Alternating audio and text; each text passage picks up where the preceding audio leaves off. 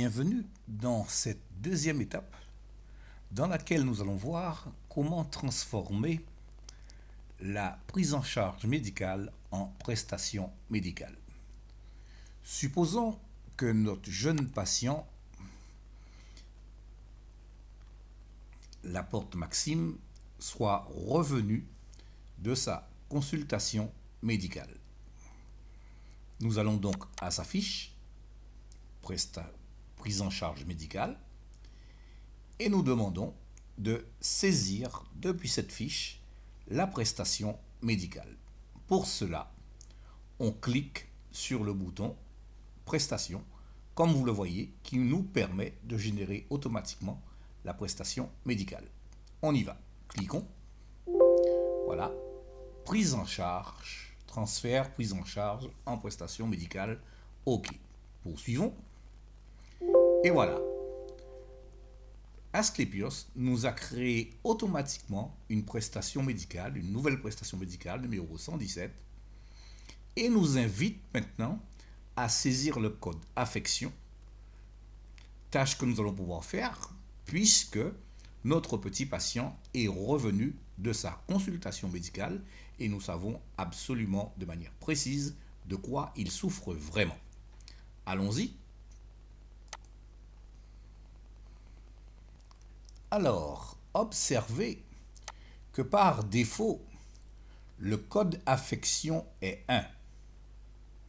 Et à ce moment-là, le libellé de l'affection est à définir. Alors, nous allons tout simplement, à partir de l'information qu'il y a sur la prise en charge médicale, l'information communiquée par le médecin, on va tout simplement dire, par exemple, que notre petit patient, a tout simplement une angine. Voilà, on valide. Et remarquez que les informations qui avaient été préalablement saisies sur la fiche prise en charge sont automatiquement transférées et totalement transférées sur la prestation médicale. Il n'y a pas de double saisie. En fin de compte, la fiche peut être effrayante eu égard au nombre d'informations qu'elle contient, mais tout est automatisé. Vous n'avez pratiquement rien à saisir qu'à indiquer le code affection. Ensuite, nous appliquons. Voilà. Et la prestation médicale a été modifiée en fonction des dernières informations que les boutons ordonnance et dossier sont devenus accessibles. Le premier permet de saisir l'ordonnance concernant le patient et le deuxième permet d'accéder à son dossier médical. Alors, créons maintenant l'ordonnance de notre jeune patient. Cliquons maintenant sur le bouton Nouveau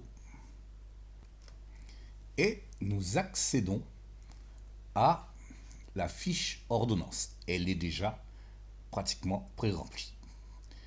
Précisons la maladie dont souffre notre jeune patient. On va mettre ici angine. OK. Et nous allons passer à l'onglet suivant. On peut détailler davantage si besoin est. Passons à l'onglet médicaments pour saisir maintenant les médicaments recommandés par le médecin. Par exemple,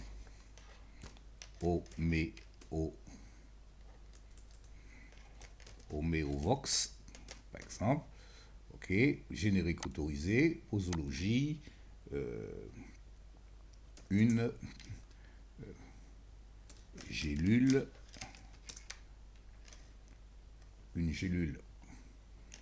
par jour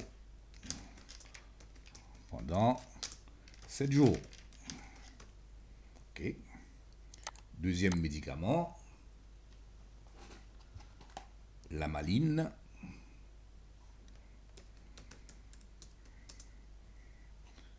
Toujours générique autorisé.